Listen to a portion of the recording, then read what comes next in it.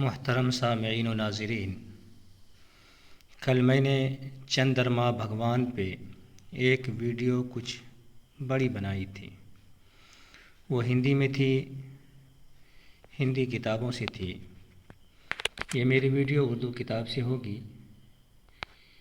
ये जो कहानी आपके सामने मैं अभी बयान करूँगा, ये कहानी तो कई पुस्तकों में है, पर मेरे पास उर्दू में भगवत महापुराण और देवी भगवत पुराण है। दोनों में ये कहानी है, पर मैं ये कहानी पढ़कर आपको श्रीमद् भागवत महापुराण से सुनाऊंगा।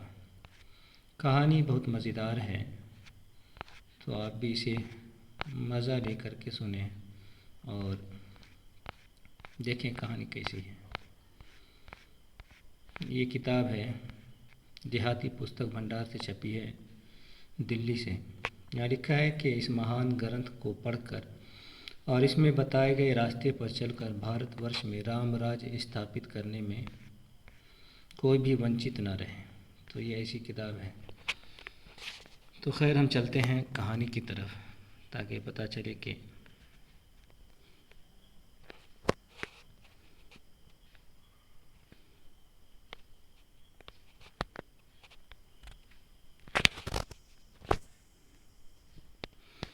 देखें कि ये कहानी इस किताब के 9वें स्कंद के अध्याय 16 में होगा।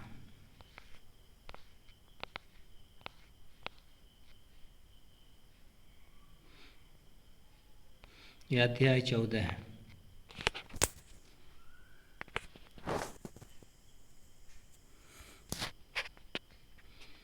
यहाँ लिखा है कि हे राजन, ब्रह्मा जी ने कमल से जन्म लिया था। ब्रह्मा जी का अत्रि नाम का पुत्र हुआ। उस अत्रि के नेत्रों से अमृतमय चंद्रमा का जन्म हुआ। ब्रह्मा ने उसको ब्राह्मण, औषधि और तारागणों का मालिक बना दिया। चंद्रमा ने तीनों लोगों को अपनी ताकत से जीत लिया और राजसूय यज्ञ किया और बृहस्पति जी की स्त्री तारा को बलपूर्वक छीन कर ले आया। बृहस्पति जी ने कई बार चंद्रमा से अपनी पत्नी लौटाने की प्रार्थना की, परंतु उसने नहीं लौटाया। तो ये कहानी यहाँ तक आ गई। इसके बाद हम पढ़ने से पहले आपको बता दें कि ये जो बृहस्पति है, ये चंद्रमा के गुरु हैं। एक चीज़ ये हो गई। दूसरी चीज़ है, रिश्ते में अगर देखें तो तारा जिसको चंद्रमा लेके भागे थे, ये इनके साड़ू बृहस्पति जी के वालिद जो हैं अंगिरा ऋषि, ये चंद्रमा के साड़ू हो गए। तो ये हो गया कि साड़ू की इसको क्या बोलते हैं, पतोह बोलते हैं। तो साड़ू की पतोह को लेकर के भागे थे। एक चीज़ आप देख लें कि चंद्रमा की इससे पहले 27 शादियाँ हो चुकी थी, मतलब 27 लड़कियों से शादी हो चुकी थी। 27 पत्नियाँ इसके पास थी, बावजूद इसके उसको लेकर के भाग गए। अब इस तरह से देखें इस कहानी को कि चंद्रमा की जो शादी होती है वो अपनी चचेरी बहन से होती है, दक्ष की लड़की से होती है। दक्ष ब्रह्मा के लड़के हैं। इसी तरह से चंद्रमा के वालिद का भी नाम अत्रि है और दादा का नाम ब्रह्मा है। इसी तरह से आप देखें जो अंगिरा ऋषि है, जो चंद्रमा के साड़ू हैं, तो इनकी शादी अपनी ख़ास भतीजी से होती है। वो इस तरह से कि अंगिरा ऋषि की भी शादी दक्ष की लड़की से होती है। दक्ष भी ब्रह्मा के लड़के हैं और अंगिरा भी ब्रह्मा के लड़के हैं। तो इस तरह से ये शादी अपनी भतीजे से हुई। तो ये चीज़ भी ध्यान में रखने की है। अब आप आगे देखें कहानी को कि जब ये लेकर के भाग गए, बार बार बृहस्पति जी ने लौटाने के लिए कहा, लेकिन वो इसकी पत्नी को लौटाए नहीं चंद्रमा। तो इस बात पर देवताओं और दैत्यों में बड़ा भारी युद्ध हुआ। देवता और दैत्य में बड़ा भारी हुआ। शुक्राचार्य का बृहस्पति से बैर था, इसलिए उन्होंने दैत्यों का पक्ष लिया। शंकर भगवान ने बृहस्पति के पिता से विद्या पढ़ी थी, इसलिए उन्होंने देवताओं का पक्ष लिया और अपनी भूतों की सेना लेकर चढ़ा है। इंद्र ने अपने गुरु बृहस्पति का पक्ष लिया। इस युद्ध में हजारों लाखों देवता और दैत्य मारे गए, लाखों देवता मारे गए।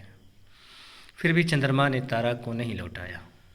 इतना बड़ा युद्ध हुआ, लाखों लोग मारे गए, तब भी चंद्रमा ने तारा को नहीं लौटाया। तब बृहस्पति ने ब्रह्मा जी से कहा कि आप हमारा फैसला करा दें। तब ब्रह्मा जी ने चंद्रमा को डरा धमका कर तारा बृहस्पति जी को वापस करवा दी। जब तारा बृहस्पति के घर आई तो गर्भवती थी। ये देखकर बृहस्पति जी ने कहा कि मूर्ख, तुमने मेरी पत्नी होते हुए भी दूसरों के साथ समागम किया, सेक्स किया, मुबाशरत किया और उसी का पाप लेकर आई हूँ। मैं तुझको भस्म कर देता परंतु मेरी इच्छा पुत्र उत्पन्न करने की है। मुझसे तो नहीं हुआ तो कोई और कर दिया, चलो मेरी इच्छा थी, मेरी ख्वाहिश थी, तो खैर इसलिए तुझे छोड़ देता हूँ, तू इस गर्भ को गिरा दे। इस बात को सुनकर तारा ने वो गर्भ गिरा दिया, परंतु वो बालक सोने की तरह रंग और कांति वाला था। उसे देखकर बृहस्पति जी का मन भी लेने को ललचा उठा, परंतु चंद्रमा आकर कहने लगा कि यह पुत्र मेरा है, मैं उसे लूँगा। इस पर दोनों में बहुत झगड़ा होने लगा।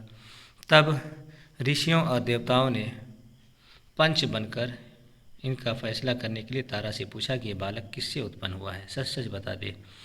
परंतु तारा लज्जा के कारण, शर्म के कारण नहीं बता रही थी। ये देखकर उस बालक को बड़ा क्रोध आया। वो बच्चा जो पैदा हुआ बड़ा गुस्सा हुआ और वो माँ से कहने लगा कि अरे पापन, साफ क्यों नहीं बता देती कि मैं चंद्रमा से उत्पन्न हुआ हूँ। ये सुनकर तारा ने कहा कि ये बालक ठीक कहता है। तब ऋषियों ने वो बच्चा चंद्रमा को दे दिया। ये बालक बड़ा ही बुद्धिमान था, अक्लमंद था, इसलिए चंद्रमा ने उसका नाम बुध रखा। तो ये थी कहानी। ये है देवताओं की कहानी कि देवता लोग भी क्या करते हैं और देवताओं से क्या सबक मिलेगा, वो आप इस कहानी से समझ सकते हैं। तो यही थी कहानी आज की।